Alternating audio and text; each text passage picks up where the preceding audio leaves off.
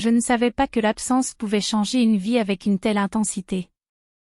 Quand Julien est parti pour cette mission imprévue, je me suis retrouvée seule dans notre appartement, entourée de ses affaires encore chaudes de sa présence, de ses chaussures parfaitement alignées à l'entrée, de son parfum sur le rebord de la fenêtre. Tout semblait exactement comme d'habitude, et pourtant rien ne l'était. La solitude m'enveloppait comme une brume fine, douce mais insistante, me poussant à observer chaque détail de notre espace commun comme si chaque objet contenait une histoire secrète que je n'avais jamais remarquée. C'est dans cette routine étrange que j'ai découvert ma voisine, Clémence. Nous nous étions croisés des dizaines de fois, sans vraiment nous connaître, juste des salutations rapides, un sourire poli dans l'ascenseur. Mais ce soir-là, la vie a décidé de jouer une petite surprise. Ma clé s'est coincée dans la serrure de ma porte, et dans un geste spontané, j'ai frappé à sa porte, espérant de l'aide. Elle m'a accueilli avec un sourire chaleureux, un plaid sur les épaules, les cheveux légèrement ébouriffés comme si le vent les avait réveillés avant moi. Je suis entrée, et tout de suite, quelque chose de subtil a changé. Nous étions là, deux femmes dans ce petit appartement, partageant un espace minuscule et inconnu pour moi, à chercher un simple outil pour libérer ma clé. Je me souviens de la chaleur de sa main lorsque nous avons tendu la même pince pour tenter d'extraire la serrure bloquée. Ce contact, furtif, presque imperceptible, a laissé un frisson qui m'a parcouru le bras, inattendu et troublant. Les jours suivants, Clémence et moi avons commencé à nous croiser régulièrement, parfois par hasard, parfois par de petits prétextes anodins. Elle m'a invité à découvrir son petit jardin sur le toit de l'immeuble, un lieu que je n'avais jamais imaginé. Là-haut, entre les pots de fleurs et les lianes qui grimpaient contre le mur, nous avons partagé des cafés, des rires, des confidences légères. La proximité du monde extérieur semblait disparaître à chaque instant passé ensemble. Un après-midi, alors que la pluie battait contre les vitres du toit, nous avons été surprises par un orage. Nous nous sommes réfugiés dans la petite cabane de stockage des outils de jardin. Il faisait sombre, humide, et nos épaules se sont frôlées en nous serrant l'une contre l'autre pour éviter les gouttes d'eau qui filtraient par les fissures du toit. C'était un instant bref, silencieux, mais chargé d'une intimité inhabituelle, où l'air semblait vibrer autour de nous, et où j'ai senti une tension douce et irrépressible, suspendue dans le temps.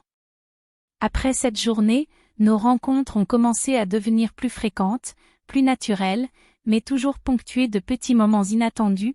Nous cherchions ensemble un chat errant dans le hall de l'immeuble, riant aux éclats lorsqu'il nous échappait, ou nous aidions l'une l'autre à porter des courses trop lourdes pour nos bras. Chaque geste semblait anodin, et pourtant il était devenu une danse silencieuse de complicité, qui me surprenait à chaque fois. Je ne pensais pas que ces instants pouvaient autant remplir mes journées, me distraire de l'absence de Julien et créer une tension douce et continue dans ma routine. Même si nous étions toujours prudentes, chaque regard prolongé, chaque geste de soutien mutuel semblait dessiner une carte invisible de notre complicité secrète. Les jours suivants, la routine de nos rencontres a commencé à se transformer en une danse subtile, presque imperceptible. Clémence et moi avons découvert que nous partagions plus que quelques anecdotes ou des astuces pour arroser les plantes, nous avions des goûts semblables pour la musique, une fascination commune pour les couchers de soleil sur la ville, et un humour qui se retrouvait dans nos éclats de rire spontanés. Un matin, alors que la neige recouvrait le balcon de l'immeuble et que le froid m'empêchait de sortir, j'ai trouvé Clémence déjà sur le toit, enveloppée dans un grand manteau, les mains serrées autour d'une tasse fumante. Elle m'a fait signe de venir, et nous avons partagé un silence confortable en regardant la ville endormie sous la neige. Chaque souffle que nous prenions se mêlait au froid, et j'ai senti, sans pouvoir l'expliquer, que ces instants créaient un lien plus fort que tout ce que j'avais connu. Quelques jours plus tard, une panne d'ascenseur nous obligea à grimper ensemble 4 étages pour atteindre son appartement. Les marches semblaient interminables, et nos mains se frôlaient presque par hasard lorsque nous nous soutenions mutuellement. Dans ce petit moment suspendu, je me suis sentie plus proche d'elle que de quiconque, et un frisson léger m'a parcouru le dos, subtil mais indéniable. Puis vint la soirée où l'imprévu frappa de manière encore plus intense.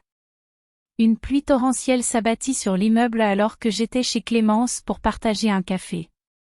Les éclairs illuminaient la pièce par les grandes fenêtres, et le tonnerre résonnait comme un tambour dans ma poitrine. Nous avons ri en essayant d'empêcher l'eau de s'infiltrer sous la porte. Dans un geste instinctif, nous nous sommes rapprochés, cherchant à éviter les gouttes, et nos mains se sont touchées, puis nos épaules se sont effleurées plus longtemps que nécessaire. Ce contact, simple et naturel, m'a fait sentir une chaleur douce et inhabituelle. Je me suis rendu compte, dans ce frisson silencieux, que quelque chose d'important se jouait entre nous, quelque chose qui allait au-delà de l'amitié. Le reste de la semaine fut une série de petites aventures et imprévues, un colis égaré que nous avons récupéré ensemble dans le hall, une panne de courant isolant l'étage entier, des discussions qui s'éternisaient sur le balcon malgré le froid. Chaque événement offrait un prétexte pour passer du temps ensemble, pour rire, pour partager des secrets et pour tisser une complicité que je n'avais jamais ressentie auparavant. Et puis il y eut ce moment, court mais intense, que je n'oublierai jamais. Nous étions sur le toit, le vent hurlant autour de nous, essayant de récupérer un outil que le vent avait emporté. Dans la précipitation, je perdis l'équilibre, et Clémence me retint instinctivement par la taille. Nos corps se sont collés, et nos regards se sont accrochés plus longtemps que nécessaire. Je sentis son souffle près du mien, et un frisson me traversa. C'était un instant silencieux, une proximité absolue, un lien que nous ne pouvions ignorer. Puis, presque aussitôt, nous avons ri nerveusement, comme pour dissiper ce que nous venions de ressentir, mais au fond de moi, je savais que quelque chose venait de changer définitivement. À partir de ce moment, chaque rencontre prenait un nouveau poids. Nous continuions à partager nos journées, nos secrets, nos rires, mais désormais avec une intensité invisible, presque palpable. Et moi, je me rendais compte que l'absence de Julien n'était plus seulement une solitude, mais une opportunité silencieuse et irrésistible de découvrir des émotions et une complicité que je n'avais jamais imaginées. Lorsque Julien revint plus tôt que prévu, je sentis une tension soudaine, comme si tout l'air de l'appartement s'était épaissi. Il n'avait pas prévenu, son appel n'avait pas sonné à temps, et maintenant il se tenait dans l'embrasure de la porte, les yeux brillants de fatigue, mais aussi d'une étrange excitation à retrouver la maison. Mon cœur battait plus vite, non pas seulement parce que je le voyais, mais à cause de ce lien invisible avec Clémence qui persistait encore, silencieux et indéchiffrable. Clémence et moi échangeâmes un regard rapide, un petit sourire presque imperceptible, comme pour sceller ce que nous savions toutes deux.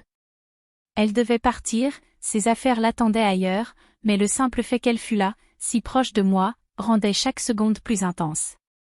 Nous avons fait semblant de discuter de banalités, de pluie et de neige, mais chaque mot, chaque rire, était chargé de sous-entendus silencieux. Quelques jours plus tard, Julien s'installa pour travailler dans notre salon, un espace transformé en bureau improvisé. Je m'occupais de la maison, des courses, et je sentais toujours cette présence invisible de Clémence dans mon esprit. Puis un soir, alors que je rangeais les tasses sur le balcon, Clémence apparut derrière moi, apportant un gâteau qu'elle venait de préparer. Le simple fait de la voir, de sentir son parfum dans l'air frais, fit battre mon cœur d'une manière que je n'avais jamais ressentie. Nous restâmes silencieuses, partageant ce moment de proximité. Ses doigts effleurèrent les miens en posant la boîte, juste assez longtemps pour que je sente cette connexion secrète et irrésistible, et puis elle partit en riant doucement, laissant derrière elle une atmosphère vibrante et presque tangible. Les semaines passèrent, et la vie reprit son cours normal avec Julien. Mais quelque chose avait changé. Chaque geste, chaque sourire de Clémence me revenait en mémoire, comme une mélodie douce et persistante. Julien, absorbé par son travail et la fatigue de son retour, ne remarquait rien.